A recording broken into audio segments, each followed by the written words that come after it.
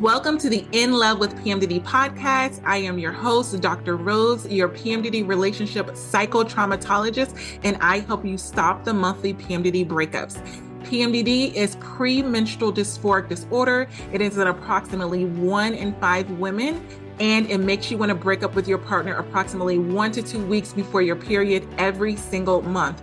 So as someone who has suffered with PMDD for over 18 years, I dedicated my doctorate practice to helping partners navigate those monthly PMDD breakups with everything from attachment styles, triggers, sensitivity to noise, sensitivity to touch, all of the things that you really struggle with when you're in PMDD. And I also dedicated my dissertation to a phenomenological study of the relationship experiences of partners of individuals who suffer with premenstrual dysphoric disorder. So I'm not just here to help the sufferer, the one who is suffering with PMDD. I am here for the partners as well. So if you need those private sessions, make sure you go to inlovewithpmdd.com and get those tools. So let's get into this week's PMDD trauma transformational tools that is going to help you stop the monthly breakups and stop the suffering and stress in your PMDD relationship. Let's get into it. This is day 9 of my PMDD, and I really wanted to talk to you today about, that phrase when they say, when two become one, when you get into a relationship. I want to talk to you today about when you have PMDD, when you're in a PMDD relationship, two becoming one is not really a thing. We have this unrealistic expectation that when two people come together, we're just going to become one and everything, we're going to be on one accord. But when you're dealing with PMDD, it's almost like when 4 becomes 1, because how your partner is when you're in your follicular days, when you're in your luteal days, it's very different. And so you really have 4 different personas. And this is why it makes it so hard for you to blend together and to become one within your PMDD relationship. A lot of times you feel like you're bumping heads because you're really, really good. You feel like you're one in your follicular days, but then you go into your luteal days and you can't get on the same page. And you almost spend that 10 to 14 days trying to get on the same page with your partner. So I want you to understand this different complexity to being in a PMDD relationship. So it's not just when 2 become 1, it is when 4 becomes 1. And that's why it's so difficult. So I'm going to give you some reasons as to why it may be difficult for you so that you don't feel like, it's just you. So the first thing is the mood swings. So when you shift into PMDD, right? If you're the partner that has PMDD, your mood is completely different in your luteal phase. The way you show up to the relationship, your personality is different.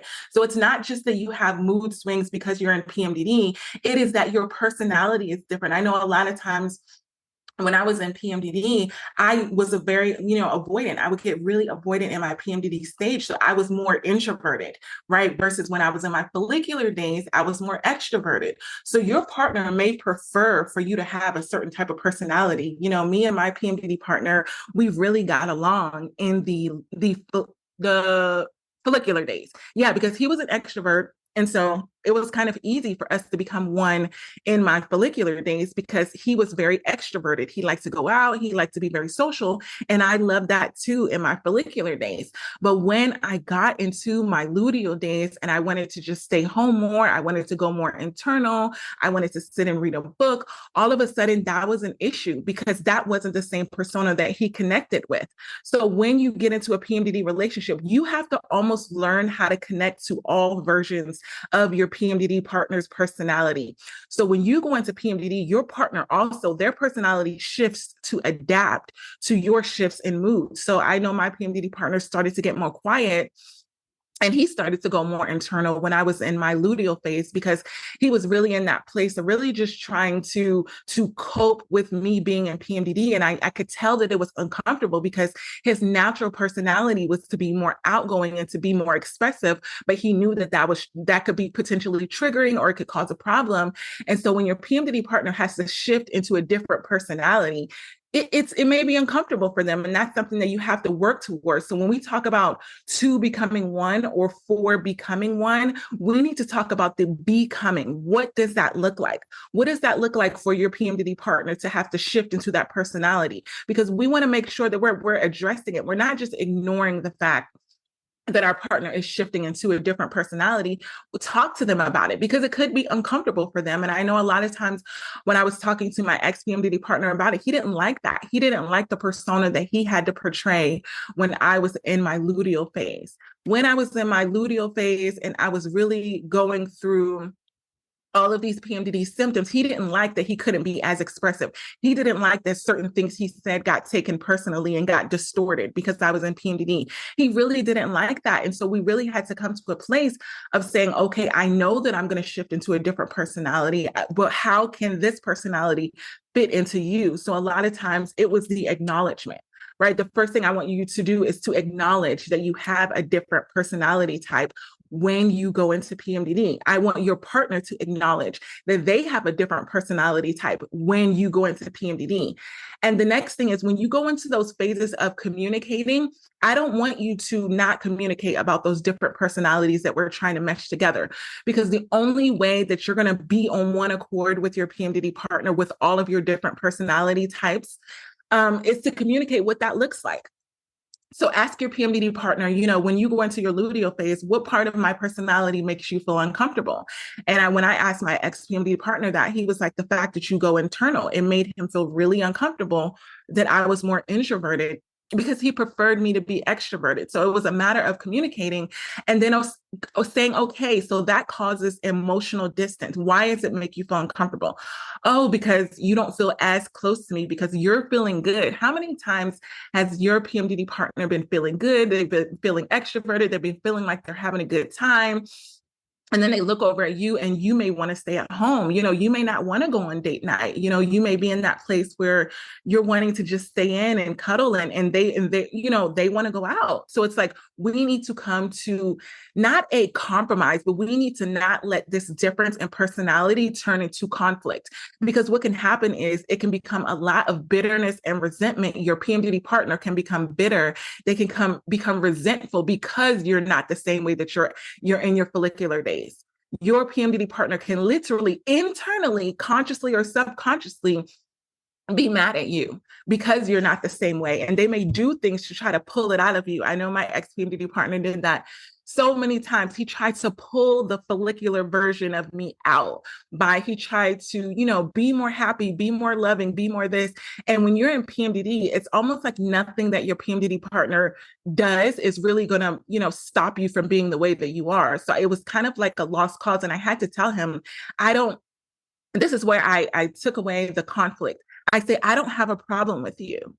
And a lot of times, because you're not being so open and expressive when you're in your luteal phase, your PMDD partner may assume that you have a problem with them. So they'll start making up stories in their mind and they'll start saying, oh, you're mad at me, or you have a problem with me, or why are you looking at me like that, right? How many times has your PMDD partner said, when you go into PMDD, you look differently? You're looking differently because you're experiencing things differently in your luteal phase, but you don't necessarily have a problem with your PMDD partner.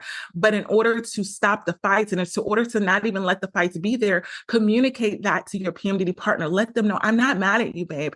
Babe, I'm not mad at you. I'm suffering in PMDD. Use this mantra. I'm not mad at you. I'm suffering in PMDD. That way, when you're looking at your PMDD partner differently, they're not thinking and assuming that you have an issue with them. They're just understanding that you're suffering in PMDD and they can ask for ways to support you. But I want you to know, when your partner is asking for ways to support you, be really open and honest with them and saying, you may be able to help me with this. You may be able to help me with, certain things when I'm in my luteal phase, certain things when I'm in PMDD, but I still may be more whatever your personality is. I told my PMDD partner that. I said, I'm still probably going to be more introverted. I'm still probably going to, he called it going internal. I'm still probably going to have that personality type because when I'm in my luteal phase, when I'm in PMDD, I am 100% more internal because everything externally seems very overwhelming. So I just go internal and try to navigate all of the suffering, all of the symptoms that I'm experiencing. And I had to just communicate that to my PMDD partner, not saying that I didn't want my PMDD partner to help me, but I was saying that even if you help me with this thing, even if you help me with this thing, I may still be internal and it's not your fault. Let your PMDD partner know that the personality shift that you have when you're in PMDD is not their fault. And this will be a way that when you shift into that different personality, when we go into this mindset of when four become one, that they don't get offended. And then you end up ignoring the fight. You're not going to go through fights. You're not going to go through arguments because you're going to understand that it's not your PMDD partner's fault. And that's going to help you to not fight with your PMDD partner. We got this. I hope this PMDD episode helped you and your partner in your struggles within your relationship. And if this is something that you know that you need help with and you need further support, individualized support, make sure you're going to inlovewithpmdd.com and you're getting those private sessions to really work through what you're going through in your relationship, specifically in regards to PMDD. And also, I want you to leave a 5-star written review on Apple Podcasts. What this does is it helps other PMDD sufferers and partners find this show that can help them get these free PMDD relationship tools. I remember what it felt like to not know that there were tools out there specifically for PMDD relationships. So I want to make sure that you are sharing these tools with others, share them on your social media, share them with people that you know that are also struggling in their PMDD relationships. Until next episode, this is Dr. Rose, your PMDD relationship psychotraumatologist.